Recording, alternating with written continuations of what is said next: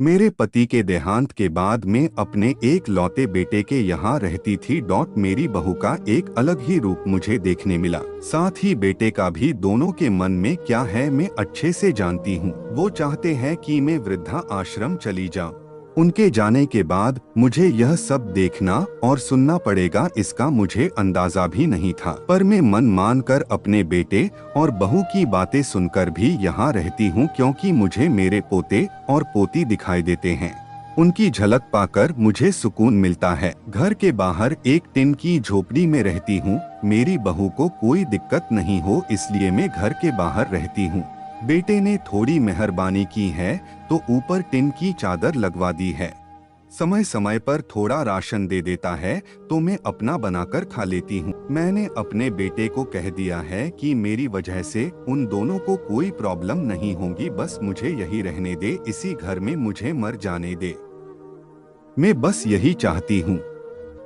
मैं अपने आप को खुशकिस्मत समझती हूँ कि मेरे बेटे और बहू कम से कम मेरे लिए इतना तो कर रहे हैं। मेरा बेटा सुबह 9 बजे नौकरी जाता और बच्चे भी उसी समय स्कूल जाते।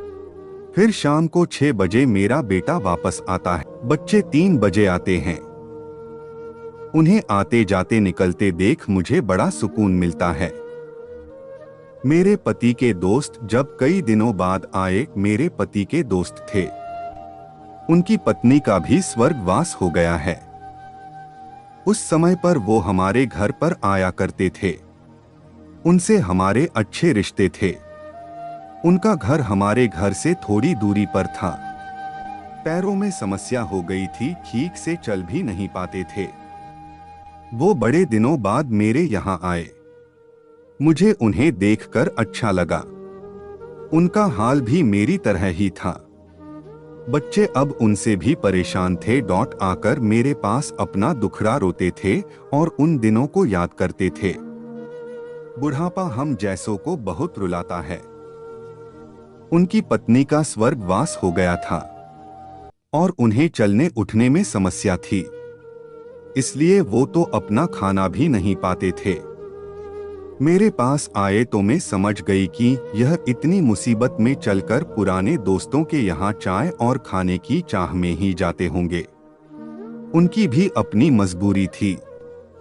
वो आए तो मैंने उनके लिए खाना बनाया और उन्हें खिलाया। मना कर रहे थे नहीं खाना, लेकिन मुझे पता था कि उनको भूख लगी है। बहू ने खाना नहीं दिया। मेरी बहू ने मुझे और उन्हें खाना खाते देख लिया। वो कुछ भी ना बोली। ऐसे ही वो यहाँ 2 से 3 बार आए। जब भी वो आते मैं उन्हें खाना खिलाती। फिर उनके जाने के बाद जब मेरा बेटा आया तो बहू कहती है कि तुम्हारी माँ कितनी बेशर्म है, पता नहीं किस किस को आजकल बुलाकर खाना खिला रही है। बड़ी मुश्किल से कमाया जाता है और यह लुटाने में लगी। इनका राशन बंद करो, कुछ दिन भूखी रहेगी तो अक्ल ठिकाने आएगी।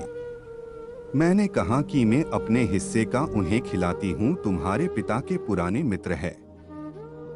फिर भी बहू का उल्टा सीधा बोलना शुरू रहा। घर के बाहर रहकर इनको आजादी मिल गई है, पता नहीं क्या क्या करती है। बेटा भी बोला कि कुछ दिन भूखा ही रहने दो इन्हें।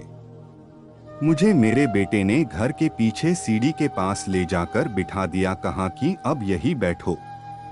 मेरे तो अब आंसू भी सूख गए थे। अगले दिन मुझे खाना नहीं मिला। मेरे टिन के उस छोटे से कमरे को बहू ने तोड़ दिया। तब मुझे लगा कि अब मैं गलत कर रही हूँ। एक दिन पूरा भूखा रहने के बाद मैंने सोचा कि मैं गलत कर रही हूँ। मुझे अब अपने बेटे के यहाँ नहीं रहना चाहिए। और शायद गलती भी मेरी ही है। मेरी ही परवरिश में कोई कमी रही है, तभी तो यह परिणाम आया। अगली सुबह मैंने अपने बेटे को कहा कि मुझे वृद्धा आश्रम छोड़ आ, अब मैं तुम दोनों को ज्यादा परेशान नहीं करना चाहती। बहू ने कहा कि एक दिन भूखी रही तो अक्ल ठिकाने आ गई ना। बेटे के चेहरे पर भी अजीब सी खुशी थी। जल्दी से तैयार हो गया मुझे छोड़ने के लिए। बहू कह रही थी कि आज की छुट्टी ले लो, यही आसपास मत छोड़ आना, कहीं 3 दिन में वापस आ जाएं। मैंने अपनी बहू से कहा कि बेटी चिंता मत कर, मैं अब नहीं आऊंगी। मैंने अपने पोता पोती को गले लगाया। मुझे पता था कि अब मिलना नहीं हो पाएगा। बेटे को भी चाहती थी कि एक बार जी भर के गले लगा लूं, लेकिन वो बोला चलो जल्दी करो। मैंने बहू को कहा कि बेटी अपना ध्यान रखना। मेरा बेटा मुझे छोड़ आया। वहां आकर मैंने देखा कि मेरी तरह कई है। थोड़े दिन उदास रहते हैं, फिर सच को स्वीकार कर लेते हैं। मैं अब यहाँ खुश हूँ, कुछ काम भी करती हूँ। मैं चाहती हूँ कि ऐसा कहूँ कि ऐसा किसी के साथ ना हो, लेकिन ऐसा कब किसके साथ हो जाए कोई बता नहीं सकता। लेकिन माँ बाप को ऐसे समय के लिए भी तैयार रहना चाहिए। बस बच्चों को पाल कर बड़ा कर दो, उनसे कुछ उम्मीद मत रखो।